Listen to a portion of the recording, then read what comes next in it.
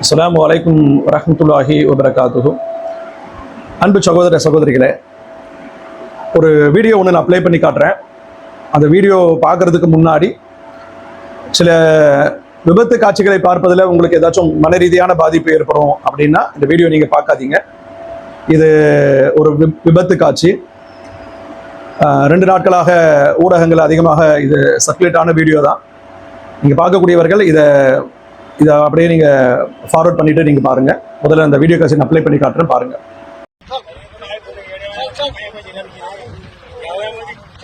iPhone 15 Pro ಇದು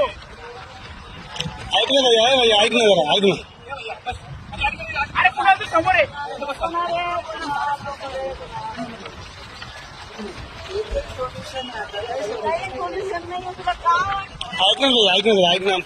ऐकलं रे बाबा तू उडी मारताना कोणाचं वोट होणार आईसाठी काय होणार तुझं आईसाठी कर ना.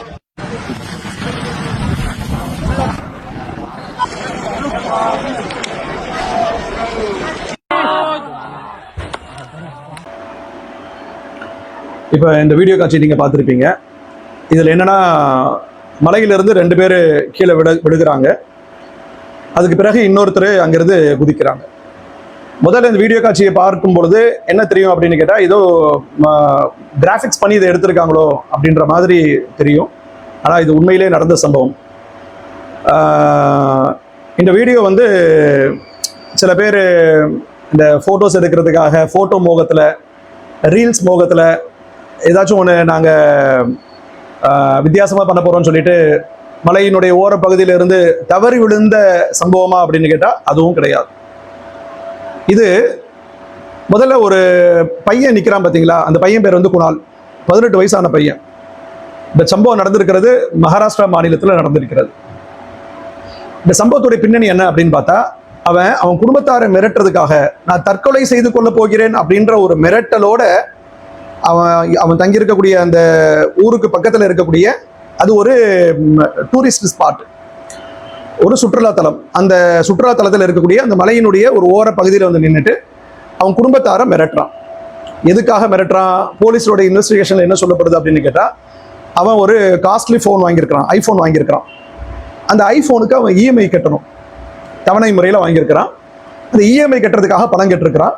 பணம் கேட்கும்பொழுது அவங்க குடும்பத்தார் வந்து அவங்க அப்பா வந்து பணம் தர மறுத்துட்டார். அப்போ பணம் தர மறுத்த உடனேயே இவனுக்கு கோபம் வந்து, நீங்கள் பணம் தரலைன்னா அவ்வளோதான், நான் தற்கொலை பண்ணிப்பேன் அப்படின்னு சொல்லிட்டு மிரட்டுறான். உன்னால் முடிஞ்சதை பார்த்துக்க அப்படின்னு சொல்லிட்டு ஏதோ மிரட்டுறதுக்காக சொல்கிறான் அப்படின்ட்டு அவர் அலட்சியமாக சொல்லிட்டாரு.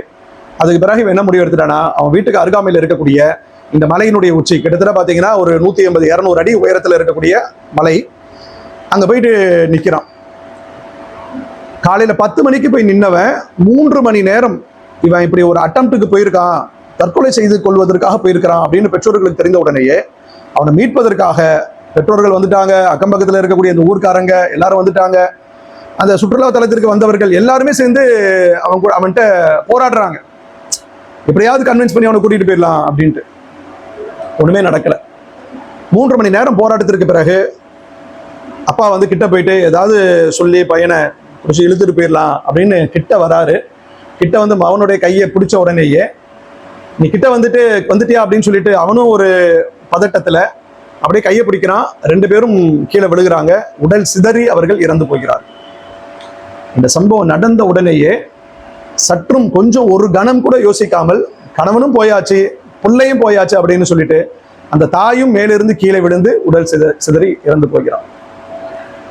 ஒரு போனுக்கு இஎம்ஐ கட்டல, எனக்கு நீ பணம் தரல அப்படின்னா நான் வேற முடிவு எடுத்துருவேன் அப்படின்ற ஒரு மிரட்டலும், நீ என்ன வேணா செஞ்சுக்க எங்களால முடியாது அப்படின்ற இந்த பெற்றோருடைய பதிலும், ஏதோ இது ஒரு குடும்பத்துல இங்க நடந்திருக்கக்கூடிய சம்பவம் கிடையாது. பல குடும்பத்துல இன்னைக்கு பெற்றோர்களுக்கும் பிள்ளைக்கும் இடையே நடைபெறுகின்ற போராட்டம், பல குடும்பத்துல நடந்திருக்கக்கூடிய போராட்டம். அப்படியாக உள்ள குடும்பத்துல ஒரு குடும்பம் தான் இந்த குணால் என்கிற அவனுடைய குடும்பம். இந்த பையன் போன் வாங்கினதுல இருந்தே வீட்டுல பிரச்சனைகள் இருந்ததாக சொல்லப்படுகிறது. அவனோட விருப்பம் போல வாழ்க்கையை அமைத்துக் கொண்டிருப்பான் போல தெரிகிறது. இந்த மாதிரியான ஒரு ஒரு ஒரு பாதிப்பு பல குடும்பங்கள்ல பிள்ளைகளுக்கும் பெற்றோர்களுக்கும் இடையே இருக்கிறது. சரியான ஒரு ரிலேஷன்ஷிப் கிடையாது, சரியான ஒரு அண்டர்ஸ்டாண்டிங் கிடையாது. நம்ம நினைச்சிட்டு இருக்கிறோம், பெற்றோர்கள் நினைச்சிட்டு இருக்கிறோம், நம்ம பிள்ளைய நம்ம கரெக்டாக புரிஞ்சு வச்சிருக்கிறோம், சரியான முறையில் நம்ம பிள்ளைய வந்து நம்ம மதிப்பீடு செஞ்சு வச்சிருக்கிறோம் அப்படின்னு நம்ம நினைக்கிறோம். அப்படி அல்ல. பல குடும்பங்கள்ல அதற்கு மாற்றமான நிலை இருக்கிறது. பிள்ளையும் பெற்றோர்களை என்ன நினைச்சிருக்கான், நம்ம நம்ம நம்ம என்ன நினைக்கிறோம், பிள்ளை நம்ம சொல்லு கேட்டு நடக்கும், நம்ம நம்ம விருப்பத்திற்கு மாற்றமாக எதையும் செய்ய மாட்டான் அப்படின்னு பிள்ளையை பத்தி நாம சில புரிதலை வச்சிருக்கிறோம். ஆனா என்ன உண்மை அப்படின்னு கேட்டா, இதற்கு மாற்றமாக பல குடும்பங்கள்ல பல பசங்களுடைய மனநிலை இருக்கிறது. அது பையனா இருந்தாலும் சரி, பெண்ணாக இருந்தாலும் சரி, அப்படியான ஒரு மனநிலை இருக்கிறது. இது ஏதோ ஒரு போனுடைய பிரச்சனை, அந்த போனுக்காகத்தான் இவன் ஒரு முடிவு எடுத்தான் என்பது கிடையாது. நீண்ட காலமாக அந்த பெற்றோர்களுக்கும் இந்த பிள்ளைக்கும் இடையே வேற வேற மன போராட்டங்கள் இருந்திருக்கலாம். அப்படியான பல குடும்பங்கள்ல இது மாதிரியான மன போராட்டங்களோடு நாட்களை செலவழிக்கக்கூடிய குடும்பங்கள் இருக்கின்றன. என்ன மாதிரி பிரச்சனை வரும் அப்படின்னு கேட்டா, இன்னைக்கு பசங்களுக்கு சின்ன வயசுலேயே அதீத கோபம் வருகிறது, ரொம்ப கோபப்படுறான். பசங்க கிட்ட ரொம்ப கோபம் வருகிறது, சின்ன சின்ன விஷயங்களுக்கெல்லாம் எரிச்சுப்படுறான். பெற்றோர்கள் என்ன பண்றாங்க, சொல்லி பார்க்கலாம், திருத்தி பார்க்கலாம் அப்படின்னு எல்லா முயற்சிகளும் இருக்கிறாங்க. ஆனா அது ஒரு கட்டத்துல எப்படி போகுது அப்படின்னு கேட்டா, இவங்களுடைய முயற்சி எந்த விதமான பலனும் தர்றதில்லை. அப்ப என்ன ஆகுதுன்னு கேட்டா, ஒரு கட்டத்துல அவங்களும் பொறுமையை இழந்து அந்த பசங்களுடைய நடவடிக்கையை பார்க்கிற போது, சதா குடும்பத்துல பிரச்சனை பண்ணிக்கிட்டே இருக்கிறானே, சண்டை போட்டுட்டே இருக்கிறானே, அப்பாவை மதிக்கிறது இல்லையே, நம்மளை மதிக்கிறது இல்லையே அப்படின்னும் போது அவங்களும் ஒரு கட்டத்துல என்ன பண்றாங்கன்னு கேட்டா, ஒரு விரக்தி நிலைக்கு போயிடுறாங்க. அப்ப அவனை பார்த்த உடனே அவனோட பிள்ளையோட ஏதாச்சும் ஒரு ஆர்குமெண்ட், அது எது வேணாலும் இருக்கலாம், படிப்பு சம்மந்தப்பட்டதா இருக்கலாம், எங்க போயிட்டு வந்த, யார் கூட சுத்துற, என்ன கேட்குற, என்ன அம்மா ஏதாச்சும் வீட்டில் காசு கேட்பான் இப்படின்னு ஏதாவது ஒரு காரணங்கள் இருக்கலாம். அப்படி வரக்கூடிய நேரத்தில் சதா சண்டைகளும் பிரச்சனைகளும் பல குடும்பங்களில் இருக்கிறத இன்னைக்கு நம்மளால பார்க்க முடிகிறது. இதெல்லாம் சரி, அது காலப்போக்கத்தில் சரியா போயிடும் அப்படின்னு பெற்றவங்களுடைய நம்பிக்கை. பையன் வளரும்போது புரிஞ்சுப்பான். ஏன்னா எந்த ஒரு பெற்றவங்களா இருந்தாலும் சரி, பிள்ளைகள் புரிந்து கொள்ள வேண்டும். எந்த பெற்றவங்களா இருந்தாலும் சரி, உங்க பார்வையில நமக்கு கிடைச்ச தாய் தகப்பன் தான் மோசமான பெற்றோர்கள் அப்படின்னு மதிப்பீடு செய்கின்ற பிள்ளைகளாக நீங்கள் இருப்பீர்களே ஆனால் புரிந்து கொள்ளுங்கள், உங்க விஷயத்துல அணுகக்கூடிய விதத்தில் உங்க பெற்றோர்களுக்கு அணுக தெரியாமல் இருந்திருக்கலாம். இதை இப்படி கையாண்டிருந்தா கொஞ்சம் சரியா இருக்கும் அப்படின்னு ஏதேனும் கையாளக்கூடிய விஷயத்துல அவங்க கொஞ்சம் கூட குறைச்சலா இருந்திருக்கலாம். அவங்க ஏதாச்சும் ஒரு கோபதாபத்துல அவங்க எவ்வளவு பிரச்சனைகளை, குடும்ப பாரத்தை சுமந்துட்டு இருக்கிறாங்க, பிரச்சனைகளை சுமந்துட்டு இருக்கிறாங்க. அந்த மாதிரி சுமந்து கொண்டு இருக்கக்கூடிய பெற்றோர்கள் ஏதேனும் ஒரு கட்டத்துல ஏதாச்சும் ஒரு வார்த்தையை விட்டுறலாம். அப்படி விட்ட உடனேயே பிள்ளையாக இருக்கக்கூடிய நீ என்ன முடிவு எடுத்துடக்கூடாது அப்படின்னு கேட்டா, நம்மளுடைய அப்பாவுக்கும் நம்மளுடைய அம்மாவுக்கும் நம்மளை பிடிக்கல அப்படின்ற முடிவுக்கு போயிடாது. ஏன்னா நீங்க தான் அவங்களுக்கு உலகம். பெற்றவங்களாக இருக்கக்கூடியவங்களுக்கு நீங்க தான் அவங்களுக்கு பெரிய உலகம். அவங்களுக்கு நீ தான் சந்தோஷம், நீ தான் அவனுக்கு ஒரு பெரிய எதிர்பார்ப்பு, நீ தான் அவங்களுக்கு எதிர்காலம். எல்லாமே உங்களை பேஸ் பண்ணி தான், பிள்ளைகளை பேஸ் பண்ணி தான். அதனால எந்த ஒரு சந்தர்ப்பத்திலும் சரி, எந்த ஒரு கட்டத்திலும் சரி, பிள்ளைகளாக இருக்கக்கூடிய நீங்க அந்த மாதிரியான ஒரு விரக்தியான ஒரு முடிவுல போய் நின்றாத. உன் கண்ணுக்கு நிறைய பேர் நம்ம பெற்றவங்களோட நம்ம கிட்ட ரொம்ப பாசமா இருக்கிறாங்க, நம்ம பெற்றவங்களை விட நம்ம மேல ரொம்ப அக்கறையா இருக்கிறாங்க, நம்ம பெற்றவங்க கூட நமக்கு கேட்டா செய்யறது இல்லை, ஆனா இவங்க நமக்கு செஞ்சிடுறாங்க. அது நீ வெளியில பழகக்கூடிய உன்னோட ஃப்ரெண்ட்ஸா இருக்கலாம், வேற யாரா இருக்கலாம். சில பேர் ரொம்ப நெருங்கி பழகக்கூடிய நேரத்துல அவங்க உன்னுடைய மனம் கவர்ந்தவர்களாக இருக்கலாம், உன் மனசுக்கு அவங்க ரொம்ப பிடிச்சு போனவங்களா இருக்கலாம். ஆனா பிள்ளைகளாக இருக்கக்கூடிய நீங்கள் புரிந்து கொள்ள வேண்டும், பெற்றோர்களாக இருக்கிறாங்க பாருங்க, அவங்க கிட்ட இருக்கக்கூடிய அந்த உண்மையான அன்பும் உண்மையான அக்கறையும் உண்மையான பாசமும் உலகத்துல நீ எங்க வடிகட்டி எடுத்தாலும் சரி கிடைக்காது. அப்படின்னா நீ எந்த ஒரு கட்டத்திலும் சரி அவங்க மேல நீ நம்பிக்கை இழக்காத. சில நேரங்கள்ல உன்னுடைய நடவடிக்கை, பிள்ளைகளுடைய நடவடிக்கை அவங்களுக்கு அது மாதிரியான ஒரு விரக்தியான ஒரு பேச்சுக்களையோ உனக்கு எதிரான செயல்பாடுகளையோ அவங்களை செய்ய தூண்டி இருக்கலாம். ஆனா எந்த ஒரு கட்டத்திலும் சரி, எந்த ஒரு பெற்றவங்களும் சரி, தான் பிள்ளை நாசமா போகணும், அவன் ஆசைப்பட்டதை அவனை அனுபவிக்க கூடாது அப்படின்னு எந்த பெற்றவங்களும் நினைக்க மாட்டாங்க. அந்த மாதிரியான ஒரு விரக்தி நிலைக்கு பிள்ளைகளாக இருக்கக்கூடிய நீங்கள் போயிடாதீங்க. அதே மாதிரி இந்த மாதிரியான சம்பவங்கள் நடக்குது பாருங்க. இந்த குணால் அவன் இறந்து, அவன் தகப்பன் இறந்து, அவன் தாயும் இறந்து, எவ்வளவு பெரிய ஒரு சோகம். இது நடந்துருச்சு. இது நடந்துருச்சு அப்படின்னா ஒரு இஸ்லாமியனுடைய பார்வையில இது எல்லாமே அல்லாஹுடைய விதியில் உள்ளது, அது கதிரில் உள்ளது, அது அது நடக்கணும்னு இருந்தால் நடந்துதான் ஆகும். ஆனா இங்க நம்ம என்ன யோசிக்கணும் அப்படின்னு கேட்டா, பிள்ளைகள் இது மாதிரியான விரக்தி நிலைக்கு போகும்போது பெற்றோர்கள் அதை புரிந்து கொள்வதற்கு முயற்சி செய்யுங்க.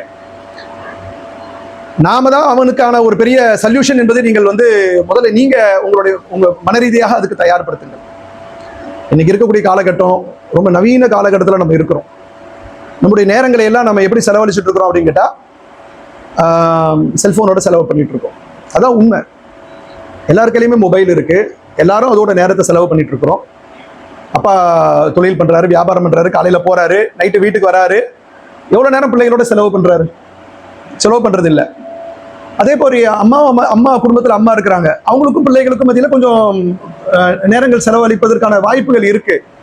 ஆனா பல குடும்பங்களை பார்த்தோன்னு சொன்னா டிவி பார்த்துட்டு இருப்பாங்க, அவங்களும் மொபைல் பார்த்துட்டு இருப்பாங்க. நிறைய இன்னைக்கு மொபைலோட செலவழிக்கக்கூடிய அந்த காலம் இருக்கு பாருங்க.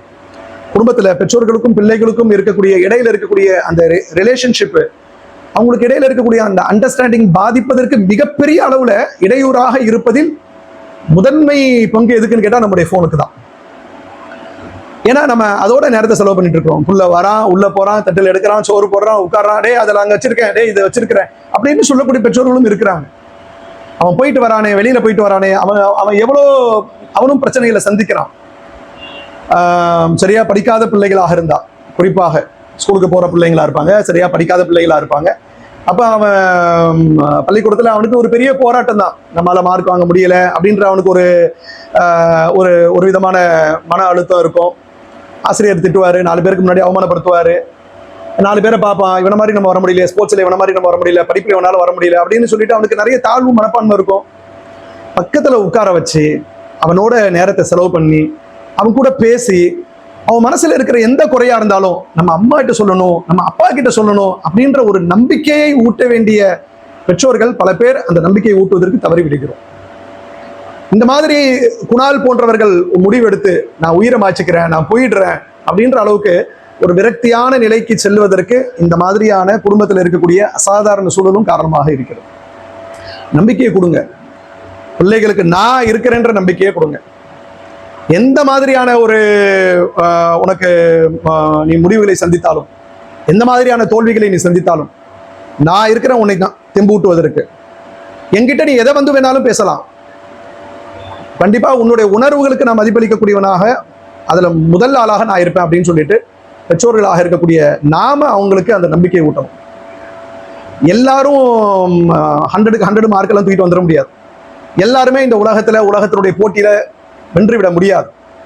ஆனால் அதையெல்லாம் தாண்டி நம்முடைய பிள்ளைகள் என்பவர்கள் வெறுமன பந்தயத்துல ஓட வைக்கிற குதிரை மட்டும் அல்ல, அவங்கதான் நம்முடைய எதிர்காலம் நம்ம நம்புறோம் அப்படின்னும் பொழுது அவங்களுக்கு நம்பிக்கை ஊட்டும் விதமான பெற்றோர்களாக நாம் இருக்கும் பட்சத்துல நிச்சயமான இது மாதிரியான ஒரு விரக்தியான நிலைக்கு எந்த பிள்ளைகளும் போக மாட்டார்கள்.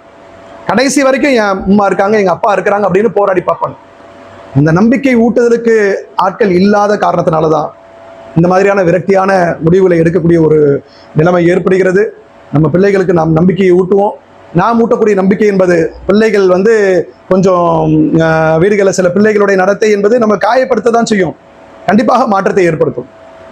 கொஞ்சம் பொறுமையோடு, கொஞ்சம் சபரோடு, இஸ்லாம் சொல்லுகின்ற அந்த சகிப்பு தன்மையோடு பிள்ளைகளுக்கு அறிவுரை சொல்லி, இஸ்லாமிய போதனைகளை சொல்லி, அல்லாஹ் குர்ஆன்ல பெற்றோர்களுக்கு சொல்லி தந்திருக்கக்கூடிய கடமைகளை புரிந்து அந்த போதனைகள், இஸ்லாம் எல்லாத்துக்குமான மருந்து, குர்ஆன் என்பது எல்லாத்துக்குமான மருந்து, நபிகள் நாயகத்தினுடைய வாழ்க்கை என்பது எல்லாவற்றுக்குமான தீர்வு. நாம அதையெல்லாம் நம்ம பின்பற்றுவது கிடையாது. நாம ரொம்ப ஸ்ட்ரைட் ஃபார்வர்டா நடக்கிறோம். எல்லாம் பசங்களை அடிச்சு சரி பண்ணிடலாம், இப்படி மாத்திரலாம், அப்படி மாத்திரலாம் நம்ம நினைக்கிறோம். அது எல்லா இடங்களிலும் சாத்தியப்படுகிறதா என்று கேட்டால் கிடையாது. அது பல நேரங்களில் தோல்வியில முடிவதற்கு இந்த பெற்றோர்களுக்கும் பிள்ளைகளுக்கும் இருக்கக்கூடிய அந்த உறவில் இருக்கின்ற இடைவெளி காரணமாக இருக்கிறது. இடைவெளியை சரி செய்வோம். பிள்ளைகளும் பெற்றோர்கள் மீது நம்பிக்கை வையுங்க, பெற்றோர்களும் பிள்ளைகளுக்கு அதிகமான நம்பிக்கை கொடுங்க. நல்ல ஒரு குடும்ப சூழலை ஏற்படுத்துவோம். அப்படி சூழலில் வளருகின்ற ஒரு பிள்ளை நிச்சயமாக சமூகத்திற்கு பயன் தருகின்ற பிள்ளையாக வளருவான். சமூகத்திற்கு எந்த வகையிலும் சரி அவனும் தீங்கிழைத்துக் கொள்ள மாட்டான், சமூகத்திற்கும் தீங்கிழைக்கின்ற ஒரு பிள்ளையாக மாறமாட்டான். அப்படிப்பட்ட ஒரு ஆரோக்கியமான சமூகத்தை உருவாக்குவதற்கு நாம் அத்தனை பேரும் போராடுவோம். வல்ல ரஹ்மான் அப்படிப்பட்ட ஒரு பாக்கியத்தை நம் அனைவருக்கும் தந்து அருள் புரிய வேண்டும் என்று கேட்டு நிறைவு செய்கிறேன். அல்ஹம்துலில்லாஹி ரப்பில் ஆலமீன்.